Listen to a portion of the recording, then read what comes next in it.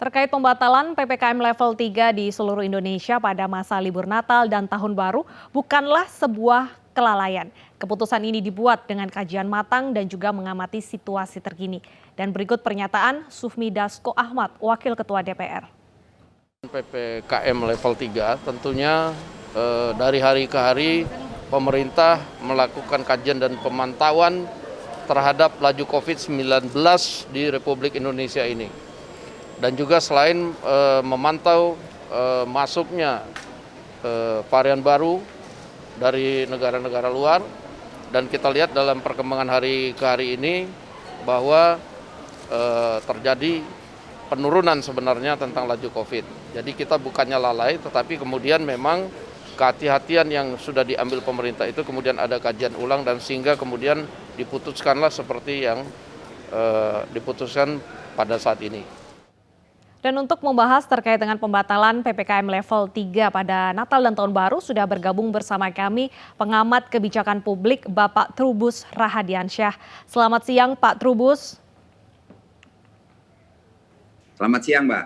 Baik Ya. Pak Trubus, bagaimana tanggapan Anda dengan keputusan terbaru pembatalan PPKM level 3 Pak? Iya, menurut saya ini pembatalan Inmen Dagri nomor 62 tentang pelaksanaan PPKM level 3 di seluruh Indonesia itu telah menyebabkan kebingungan di masyarakat karena pada akhirnya memang itu pembatalan itu berarti seluruh kegiatan pengendalian mobilitas masyarakat diserahkan kepada kepala daerah masing-masing sesuai dengan tingkat atau level penularan COVID di daerahnya masing-masing, itu Mbak. Yang kedua, memang ini mengindikasikan inkonsistensi pemerintah dalam hal penanganan COVID dan dikhawatirkan kemudian publik melihat ini pemerintah ini kemudian tidak jelas arahnya dalam hal penanganan COVID. Karena sesungguhnya dengan penetapan level 3 itu pada seluruh Indonesia itu sebenarnya kan akan lebih mudah karena ada keseragaman dalam hal pengawasan setidaknya masa libur Nataru ini tanggal 24 sampai tanggal 2 Januari itu.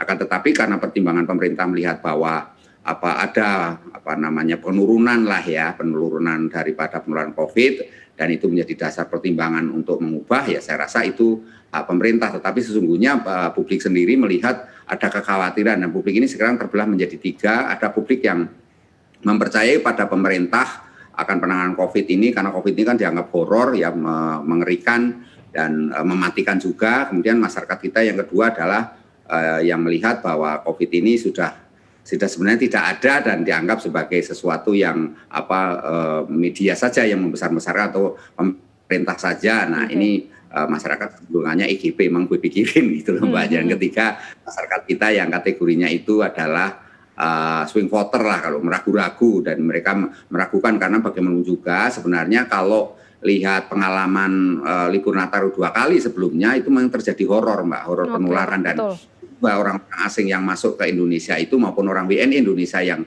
dari luar kemudian masuk ke Indonesia juga ditengarai sebagai faktor penyebab penularan itu sendiri Mbak. Baik, Pak Trubus, apakah pembatalan PPKM level 3 ini menurut Anda sebagai salah satu langkah pemerintah menyelamatkan ekonomi? Karena biasanya kan Natal Tahun Baru traffic aktivitas masyarakat ini meningkat.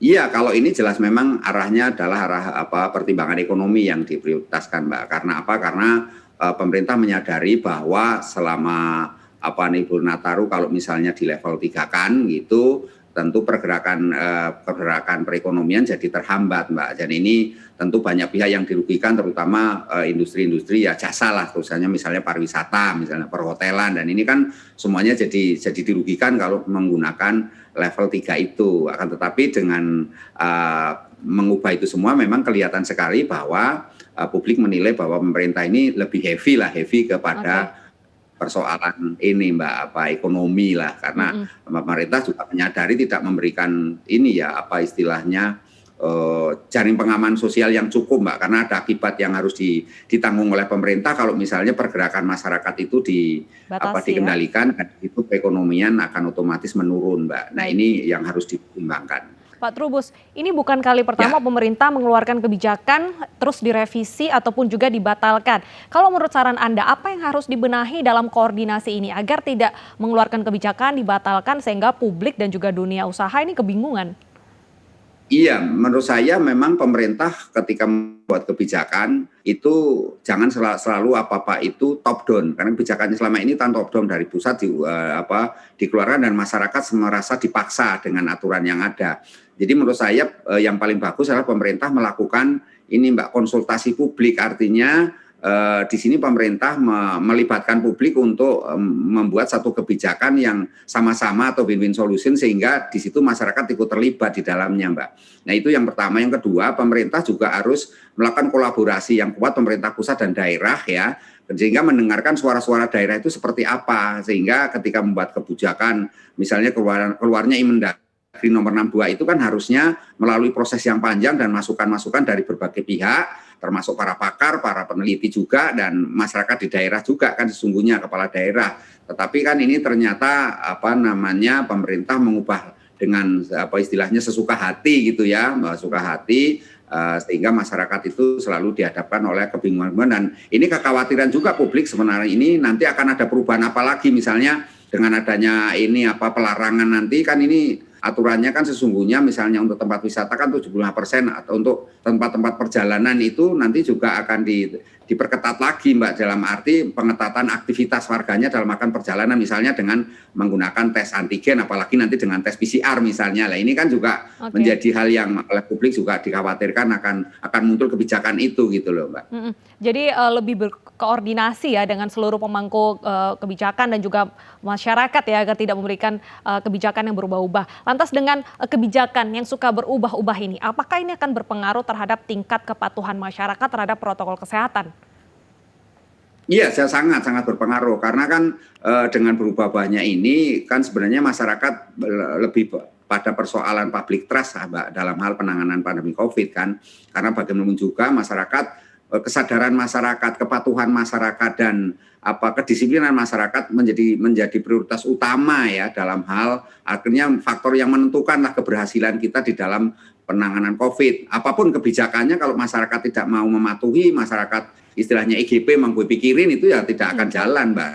Sehingga menurut saya ini memang kelemahan pemerintah selalu ditempatkan ini. Publik juga mencurigai sesungguhnya ada pihak-pihak tertentu yang berhasil mempengaruhi masyarakat, mempengaruhi kebijakan Mbak, decision maker, artinya pemerintah dipengaruhi oleh pihak-pihak tertentu yang sehingga mengubah kebijakan ini yang sesungguhnya baru disosialisasikan di tingkat daerah Mbak, karena daerah sekarang kan sedang mensosialisasikan mengenai level 3 itu Mbak, terutama untuk DKI Jakarta juga dihadapkan oleh kebingungan karena dulunya kita sudah level 1 kemudian dinaikkan level 2, nah sekarang jadi level berapa lagi gitu kan, jadi ini juga membingungkan juga, artinya kebijakan pemerintah Pemprov DKI untuk melaksanakan libur Nataru itu seperti apa sampai hari ini kan juga belum jelas kan artinya gitu. Betul sekali. Jadi segala sesuatunya serba tidak pasti dan serba berubah-ubah. Semoga setelah ini tidak ada kebijakan yang berubah lagi ya Pak Trubus, mengeluarkan kebijakan langsung paten dilaksanakan. Terima kasih. Ya mudah-mudahan membebani Mbak, nggak membebani masyarakat lagi, nggak mengeluarkan kebijakan yang membebani masyarakat lagi. Betul itu yang sekali. dikhawatirkan itu saja. Ya, itu harapan kita semua. Terima kasih Pak Trubus atas informasi dan waktunya sudah bergabung bersama kami di iNews Siang.